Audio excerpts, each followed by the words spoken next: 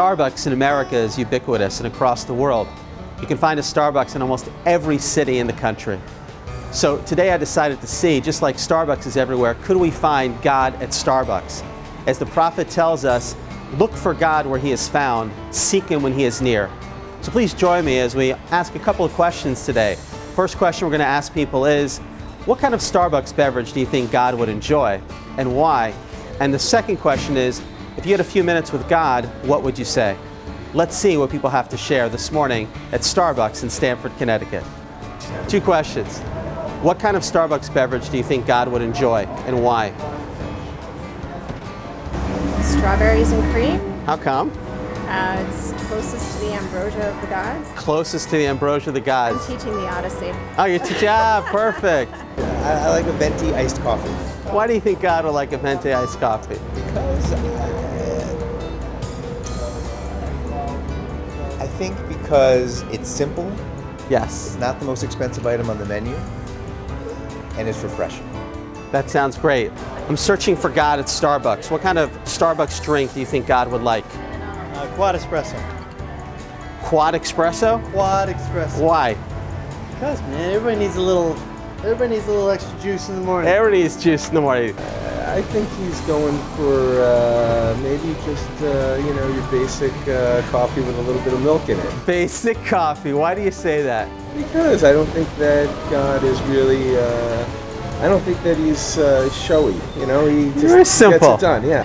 Well, I don't know. Something with a lot of foam because it seems very spiritual. I like that. It's the first answer. Right? It's something with a lot of foam. A very lot of thick. foam. A lot of foam. I love that. Right? I think he's probably a simple fellow who just likes a nice espresso. In the That's good. Okay. A pike, probably. Why do you think God would like a pike? Middle down the road. Middle down the road. He doesn't need caffeine, so he doesn't drink coffee. He doesn't He's need. high all the time. God is high all the time. All the so what time. drink do you He's think high would on work life. for him? He's high on life. I like that. Does God need beverages to survive? I don't think so. I don't think so. I don't It's- think so either, Rabbi. Second question, if you could say one thing to God, what would you say? Where's my quad espresso? Where's your quad espresso? I would thank God for the positive things in my life and my family's life, and the things that maybe we're not so happy about. That's secondary. The good stuff is what you should focus on and be appreciative of. I like that. Focus on the good stuff and always hope for continued opportunity for more blessing for the coming year. I'd probably tell him to do something about peace in the world. Gotcha. Well, definitely we could use that. Do something and just no more fighting and a few more women in top leadership. Okay. Sounds I good. think we know how to settle things without violence. Okay. A little better. I hear you. Well, this is for you. Sweet. Thank you. Happy New Year. Thank Take you. care. You Take too. care. Thanks. Bye. I think we just have to keep working on moving forward and making the world a better place every single day. Amen. My second question is, if you could speak to God and tell him one thing, what would you say? Give me a good answer to this question, please. Give you a good answer. Always looking. That's good. Calmness, Peace. peace, Tranquility. tranquility, and calmness. More calmness. Please give me the strength and the wisdom to ask the right questions. Great. Strength and wisdom. Ask the right questions. Well, God willing, that desire will come true, and want to wish you a happy and healthy New Year. For people to be happy.